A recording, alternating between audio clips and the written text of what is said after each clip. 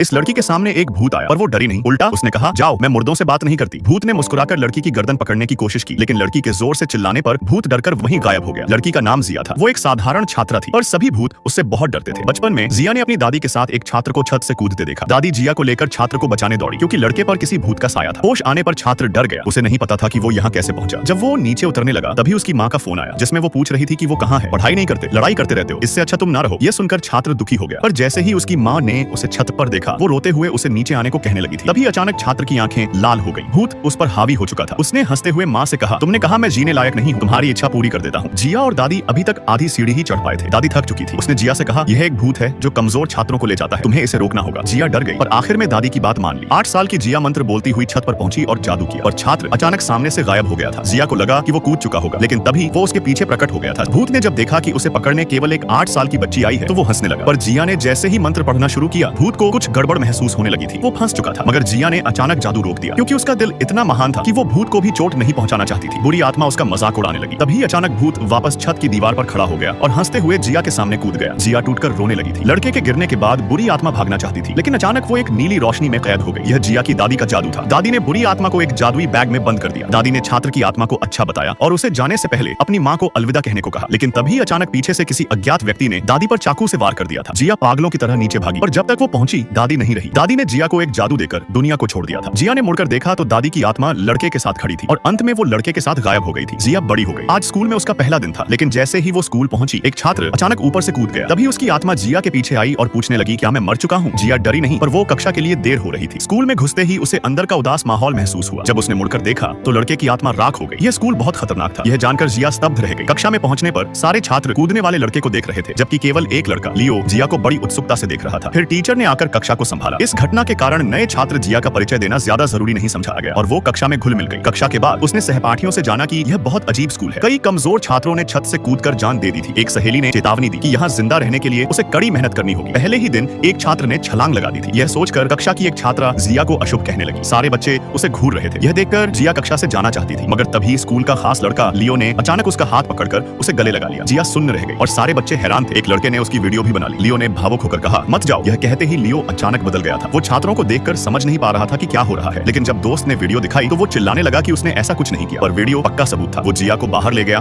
और पूछा कि क्या हुआ था, पर मैदान में आते ही वो फिर से बदल गया। उसने 10 साल पहले की बात बताई। जिया को कुछ समझ नहीं आ रहा था, लेकिन जैसे ही लियो ने उसकी आंखें छुई, वो 10 साल पहले की दादी बन गया। जिया ने तुरंत उसे गले लगाया, और छात्रों को लगा कि जिया ने लियो को गले लगाया है। यह उनकी प्रेम कहानी की शुरुआत थी। लियो को पसंद करने वाली लड़की को जलन हो रही थी। तभी दादी ने चिल्लाया, दुष्ट आत्मा आ रही है। दुष्ट आत्मा कक्षा से निकली और एक धुएं से दोनों बेहोश हो गए। जब लियो जागा तो जिया के पास एक लड़का बैठा था जो भूत था।